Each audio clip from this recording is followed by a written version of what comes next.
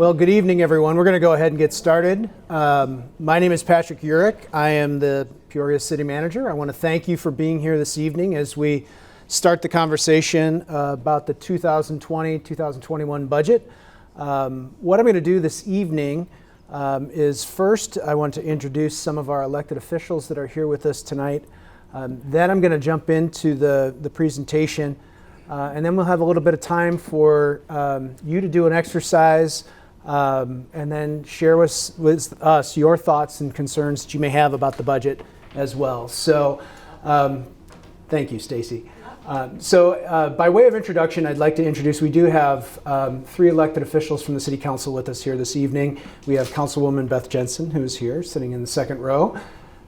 Councilmember John Kelly, who is here in the second row as well. And then in the last row, we have Councilman Sid Ruckriegel as well. So I just wanted to acknowledge their presence here this evening and say thank you for being here.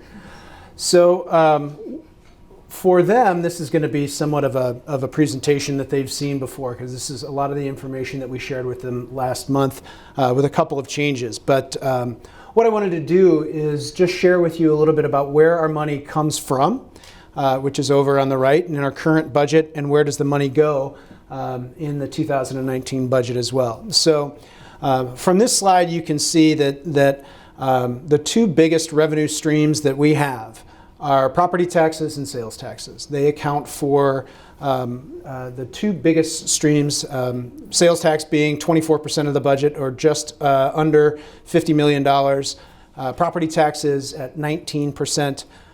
We then have income taxes, which includes both personal income taxes and corporate income taxes that we get distributed back to the city from the state of Illinois. Motor fuel taxes amount to about 2% of the budget. Utility taxes are 5%. Our hotel, restaurant, and amusement taxes are 5%. We have licenses and permits and fees of 15%. We have our garbage fee, which is about 4% of the budget.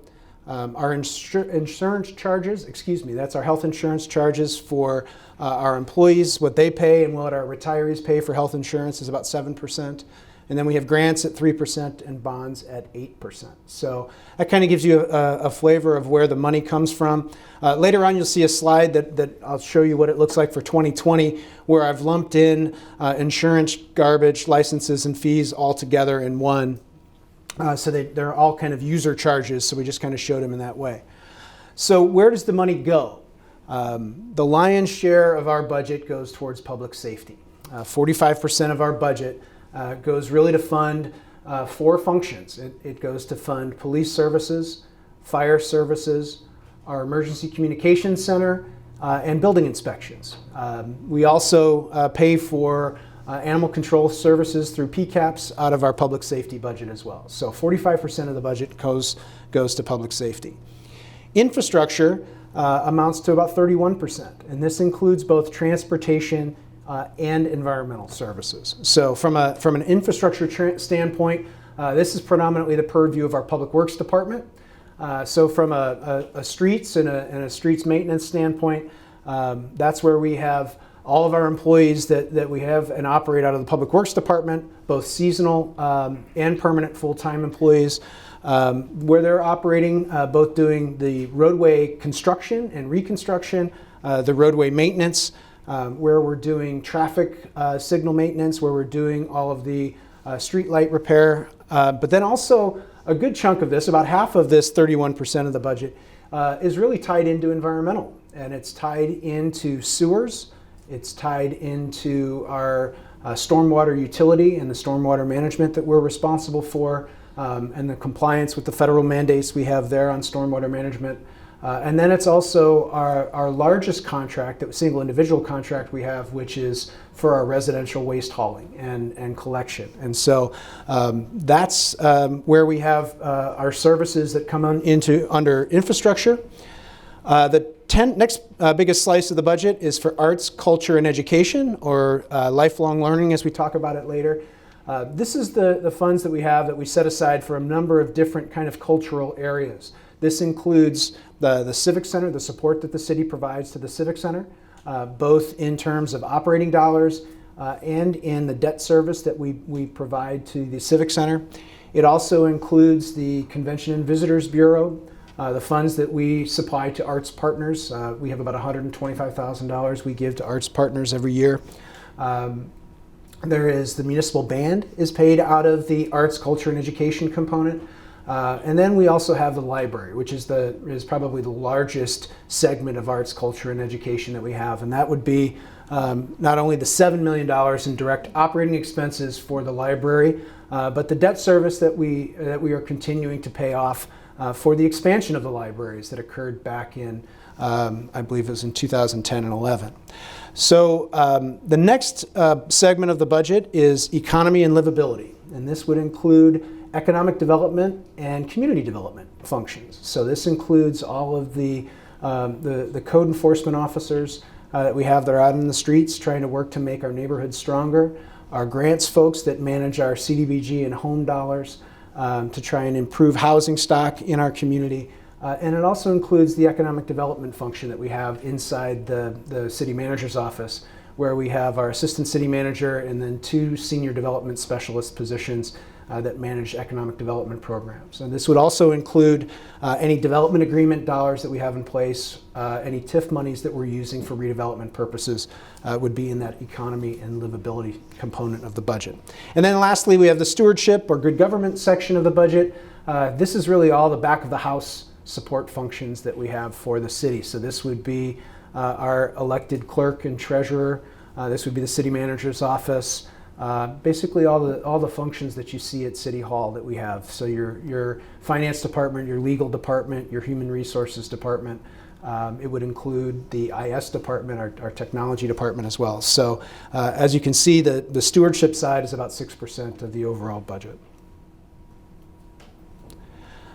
So we've got a couple of factors that are really affecting the spending plan as we look towards 2020 and 2021. One of which is we're seeing declining population inside the city, declining population inside the metro area, and declining population inside the state of Illinois. And that's having an effect on our sales tax base, that has an effect on all of our tax base. And I think that we're seeing some negative trends because of that. So as we see fewer people, we're seeing that we have fewer opportunities for people to come out and spend money in our community. And that's one of the challenges. So we've seen our population peaked in 2013 at about 116,479.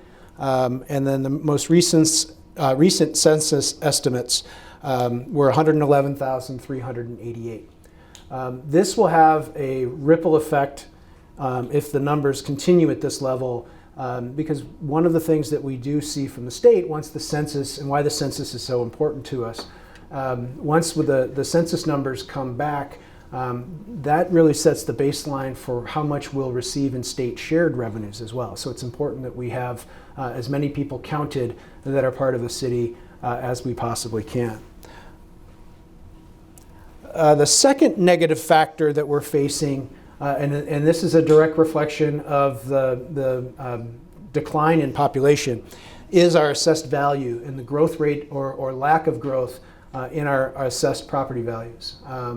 I think we saw over the last, this is a picture that shows you what our assessed values, the gray bar shows you the assessed values over the last 10 years. And you'll see that we, beginning in 2013, we started to see some positive growth in our assessed value, where the growth rate was going up, and then beginning in 2017, that number peaked and has declined for the last 2 years. We are currently estimating that our budget will have a 2.5%, or our tax base will have a 2.5% contraction in the coming year. And so that's a concern for us, because that means as we levy property tax dollars, if we levy at the same property tax rate that we're currently levying at, we'll collect about $1 million less than what we had anticipated, or what we saw in 2017. So that's a concern for us. As far as the property tax goes, the city is only 12% of the property tax bill. So just so you know, I mean, the lion's share of your property tax dollars goes towards schools. And that's where we see the lion's share, over 58% of it goes towards schools. Parks are 9%, the county is 9%, Other taxing bodies are about 8%, and the library is 5%. So still a very small dollar amount of your overall property tax bill goes to directly fund city services. And where we take that 12% is shown in this chart here. And what you see here are the three different types of levies that we have for our property tax dollars that fund city services. They include the monies that we set aside for pensions, the amount of money that we're setting aside for the general fund for general operations, and then the amount of money that we're putting into roads. And beginning in 2015, the City Council wanted to increase the property tax to put more money towards roads. So about $3.2 million a year is going towards roads out of property taxes. There's a direct road and bridge levy of $1.2 million, and then we made an adjustment to how we're paying off bonds, and we're using some of the monies that we were going to dedicate towards paying off bonds. We're using that cash now to pay for roads, and then levying that property tax to cover the cost of the debt service that we have. But what this slide shows you over the last 10 years, from 2009 to 2018, is that the pension costs have continued to grow, and it was crowding out the amount of dollars that we had for general operations.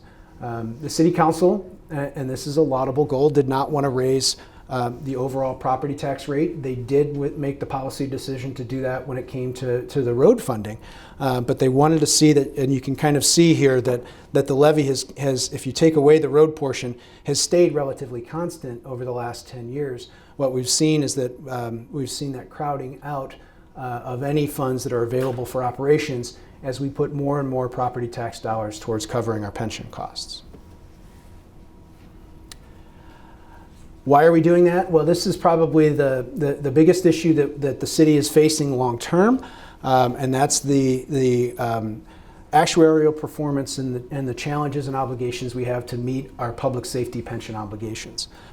This table shows you the performance of the pension funds for both the police and fire from 2018 to 2019.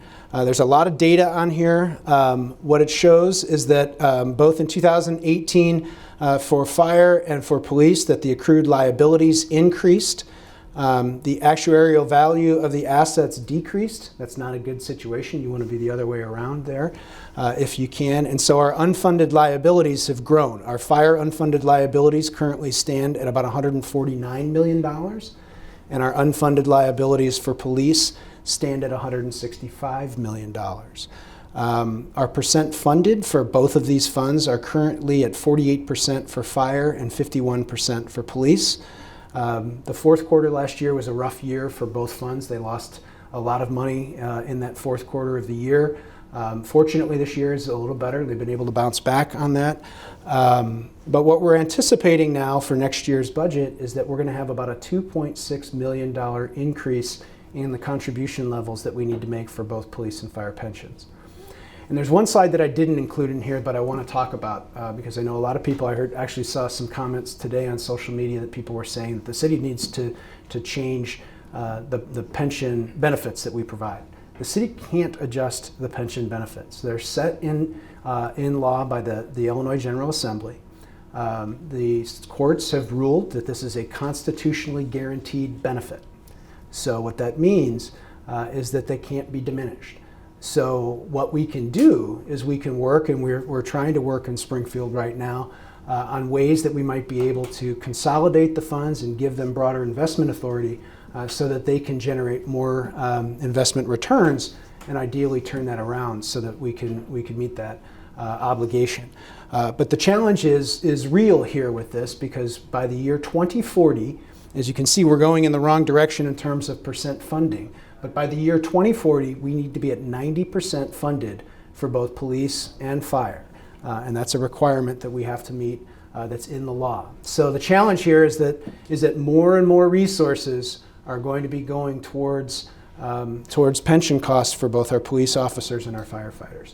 And that's not to diminish the work that they do.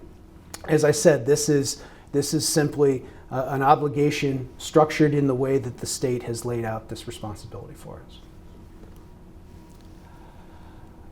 So looking at the last 10 years, this is a chart that shows you our headcount and where the city has the lion's share of its employees. You can see that over on the left we have the Emergency Communications Center, and over the last 10 years those numbers have started to decline. We're down to about 35 employees in the ECC. Community Development at one time had 85 full-time employees. They're now down to about 34 employees in the ECC. Our general administrative departments, we have about 55 employees that are covered in those administrative departments. We have about 90 employees in Public Works, and that number is down from where it was in 2010. And then you can see for fire, beginning in 2018, we made an adjustment of about 6 employees in fire, and then we, with the reduction of 2 machines last year in the budget process, we reduced down an additional number of positions where we're down to about 195 employees in the fire department. And then we are at, right now, at about 250 employees in the police department. So this just gives you a reflection, as you can see from this chart, everywhere we are reducing the number of positions that we have. I think we did an analysis at one point in time where we said that if we had the same number of positions that we had in 2010 as part of the budget today, we would have to add about $15 million to the budget. So that's just, again, it's the resources that are available to us means that we have to make adjustments, and we have to look at what we can do. And the most costly portion of our budget is our head count. One of the other challenges that we face with this budget is our garbage fund. Right now, the residential garbage fund currently owes the city general fund about $4.5 million. So that means over the last several years, we've been spending more out of the garbage fund than we've been bringing in revenue, and so we have to repay that back to the general fund.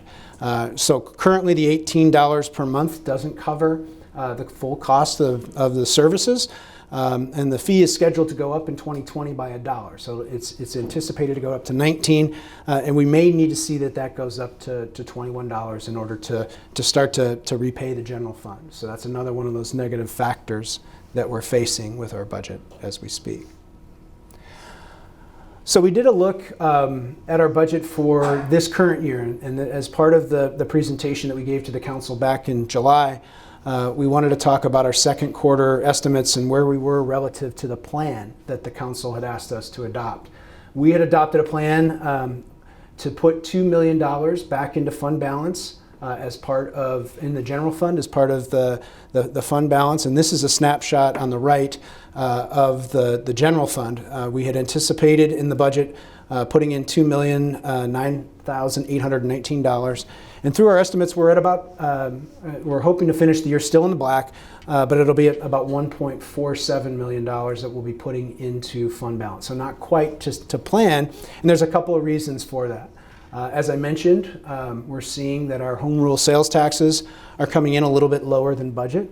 Our state sales taxes are a little bit lower than budget, and that's a reflection, I think, of the number of people that are in our region and the number of people that are spending money in the area. We are seeing local use taxes are higher than budget. I want a show of hands. How many of you went out in January when it was 48 below zero? How many of you went outside? Did any of you shop online? Raise your hand. There were a few that did, because we're seeing that our local use tax dollars are up about 15% more than where we budgeted. And the local use tax dollars are where we see revenues that come from people shopping online. So that's where that comes from. We're seeing that our state income taxes are a little bit higher than budget, so that's a good thing. And then we've seen that our legal expenses and our workers' comp expenses are running higher than anticipated. So we're all told we're about $500,000 short of what our plan was. But again, it's a snapshot. We still have now we still have 5 more months of the year left to go, so we'll have to keep an eye on it and see where we're going towards here now in the third quarter. The state, as they adopted a budget, did provide some additional revenues for the city, and I think that's going to help in a couple of ways. One, I think it will certainly help as we look at some of the pension funding issues, but it will also hopefully help with roads as well. So what they did is they did level the playing field on internet sales. and some of you have probably heard me say this before, right now currently, if you spend $100 online, we get 1 penny that comes back as long as that retailer has a presence in Illinois. We get 1 penny that comes back to the city of Peoria.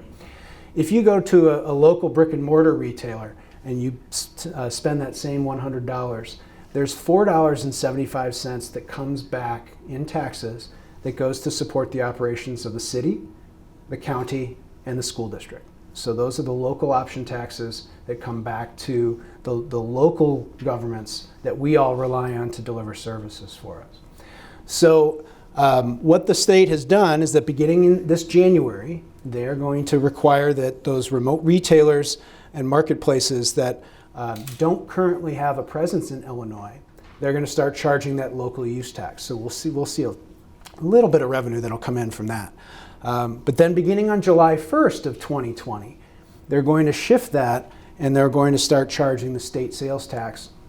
And they're also going to start charging the local option sales taxes for those online purchases as well. So that really will level the playing field for brick and mortar retailers with online providers. So we're thinking right now that beginning in 2020, we might see about a $2 million increase in the budget and more in 2021. And we're trying to set aside those dollars to really look at, or at least we're going to recommend to the council that we set aside those dollars to put those towards those pension costs that we were talking about. The other change was the motor fuel tax change. The state of Illinois raised the motor fuel tax by 19 cents. Of that, there's a portion that gets distributed back to local governments. And we're anticipating that the state changes to the motor fuel tax, we should see about a 50% increase in our motor fuel tax receipts that would come back to Peoria. So we're thinking about $1.4 million of additional revenue for the city, which we would and will make the recommendation to council that go directly into roads, so that we just look at trying to increase the amount of road funding that we're spending. So in summary, the negative factors, population decline, our assessed value decreases, our higher than anticipated pension costs, the fact we have to reset the garbage fund, and then some of the positive factors being that we have the changes in state sales tax and the motor fuel tax increase. And so to close the gap, we've looked at this and we're about $2 million off for 2020 and about $1.2 million off for 2021. But to put that into perspective, last year we were at about $7.9 million was the gap we were facing that we had to close. We made some mid-year staffing adjustments. We imposed furloughs. We did a number of things to try and manage the budget deficits that we were facing last year. So this is a little bit less than 1% is what we're facing right now. And so to just take another look at that, where does the money go? We're estimating it's going to be about $210 million. Again, public safety being 45% of it. Infrastructure, environment, and transportation is about 31%. Arts and culture is 10%. The economy and livability is 8%, and then the administrative functions are 6%. On the where does the money come from? Property taxes are at 19%. We're seeing a little bit of an uptick because of the sales tax changes for sales taxes. Motor fuel taxes and grants remain small, and then the user charges, and that, like I said, that's lumping in licenses, permits, fees, our insurance charges, garbage fees, amount to about 29%. So that's where the money comes from.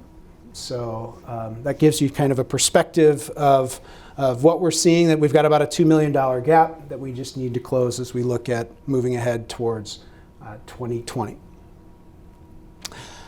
So with that, you have in front of you, we have given you all a little exercise, and we've given you some information about the budget.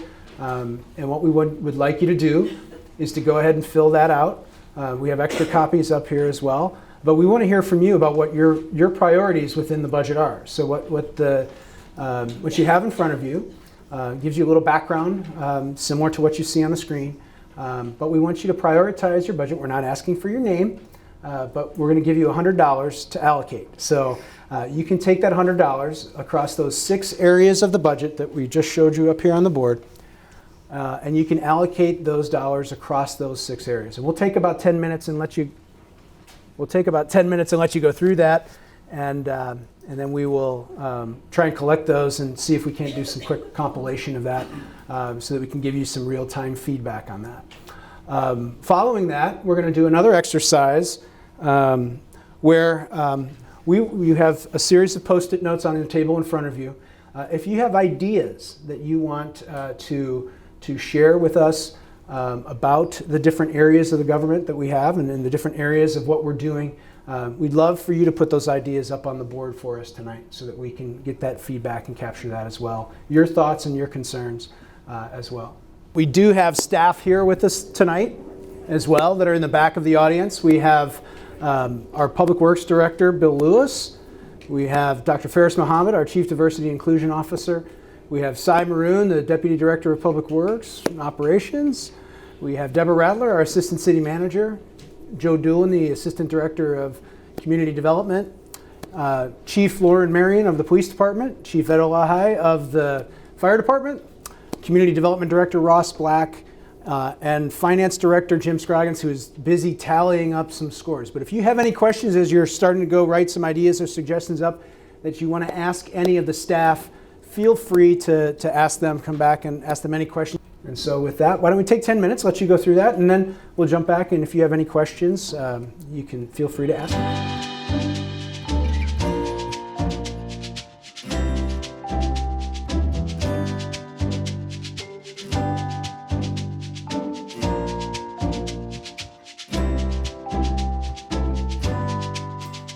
What we're going to do now is Stacy's going to bring over some of the items, and we're going to talk through a couple of the ideas just to read them aloud so everybody can kind of get a feel for what was being said. So, sorry, that's the best way to do this. That's all right. All right, we will start with economic opportunity and livability, and then we'll jump into public safety next. So, bear with me, I'm going to grab my cheaters so I can read. So here are some of the ideas that we have when it comes to economic opportunity and livability. Encourage experiments on economic development, take risks. And then increase permit fees, license fees. Focus on older neighborhoods, redevelopment, and empower local residents. Enforcement action, more proactive, generate more revenue from citations. Housing stock, expand teardowns to help bottomed out assessed value decline. Don't focus on code enforcement. People invest in properties if they will increase in value. And then I think code does a good job with limited resources. However, could money be saved or better utilized by having contractors cover simple things like mowing? Let code handle the bigger problems. All right, moving on. We got a lot on environmental health. We have two. So we have continue to leverage runoff CSO improvements to do community investment. And then keep a riverfront park, a public park into perpetuity. Love the Friends of Riverfront Park.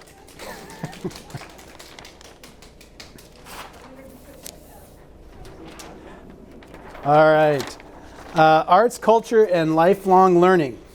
Seek greater public participation in funding the arts, etc. Be sure to recognize how we leverage these dollars for economic impact. Unfunded civic center may not drive economic impact. Better utilize existing facilities which aren't used enough. That's why we're here at the Gateway building. So, all right. Transportation. Reduce the amount of paved roadways within the city. No annexing new property into the city. Roads aren't just transit. They are number one impression visitors get. Influences neighborhood self-worth. Stop building roads on the edge of town which encourages sprawl, which we can't afford. No new roads, fix existing roads. More pavement preservation for long-term cost savings. Organize road system by districts citywide, so one is responsible for all roads within the district. So it's trying to define it between all of the, right now, to kind of dig into that one just a little bit, we have city roads, we have county roads, we have in the rural areas, there's township roads, there's state roads. If you were able to try and drive that up by district, it might be at least more impactful. This is good government. Eliminate shot spotter, don't shoot. Add Arbinger's training, outward mindset, community-based policing. Arbinger training can be citywide for employees. Invest in new technologies to improve efficiencies, communication between departments. Performance-based budgeting, reward those departments using funds efficiently. Spend in good government to expand efficiency and make the city more accessible, like Peoria Cares. How can a $1 spent here yield $2 to $3 somewhere else? How much of pension for part-time city council members, and why do we pay that for part-time? Billable hours for staff. What specific values do taxpayers receive for revenue spent? Does the city need a treasurer with a finance director? What is their role? Merge services, easiest first, eventually merge local governments.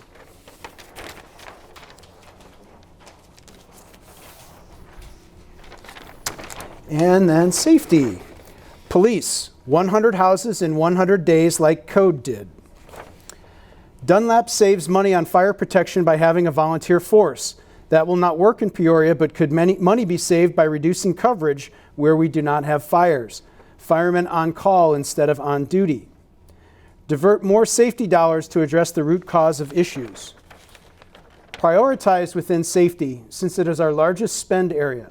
Perhaps one area of town needs more police support, even if it means other coverage. Increase utilization of existing fire engines. Respond with proper vehicles. Improve or invest in new EMS call center to reduce the average response times. Right-size the fire department coverage for our shrinking city. It would seem that reprioritizing would be hard as the existing priorities have evolved over a long period of time. I would like to know what efforts have been made to attack efficiencies, particularly in the biggest area first, safety and transportation, but eventually in all areas. Possible merging of services with other governments. Reduce the management officer positions to place more officers in the field actively patrolling.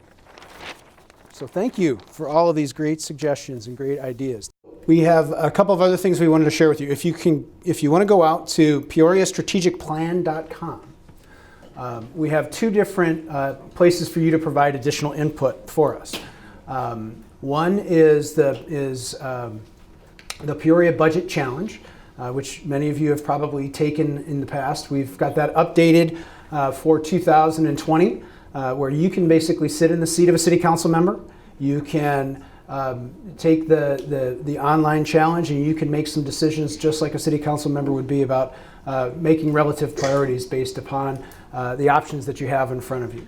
The other is we have your municipal page, which is a place where we can catalog ideas. So some of the ideas that you gave us this evening, and thank you very much, we'll have those online here soon.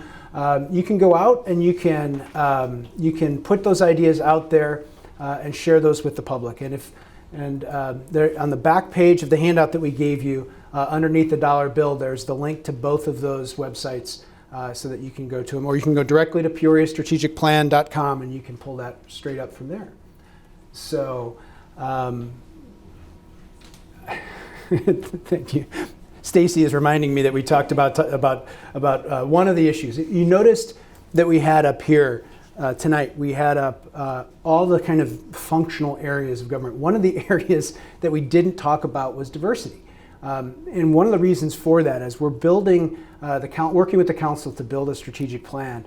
We feel that diversity cuts across all 6 of these areas, that it's not one area and goal in and of itself, but it's more of a cross-cutting lens that we need to be thinking about how we're delivering services in the most equitable manner, that we're thinking about the people that may not have the most amount of resources in the community, but that we're looking at that across the entire city and looking at that across every way that we're putting our services together. So as we put together our budget documents for the staff to put together their budget requests, we built in a series of equity questions just to start to look at that. So everyone will be thinking about that with every program that we put together as part of the city. So I wanted to just mention that as well. I want to thank you for coming out this evening and sharing your ideas with us. We'll stick around for a little bit if you have any other questions. If there's any questions that you have of staff in the back, Jim is hard away at calculating. I think we're going to let him off the hook, and we'll say that we're close to being done, and we'll share that information with you as we wrap that up. What's that? It's not exact, because some people obliterated their numbers, so it was hard to tell what numbers. So it will be as close as we can get with this, but we want to thank you again for coming out and spending some time with us this evening, sharing your thoughts, sharing your ideas, sharing your input. We're going to put it all together and share it with the council and have a wonderful night. Stay cool.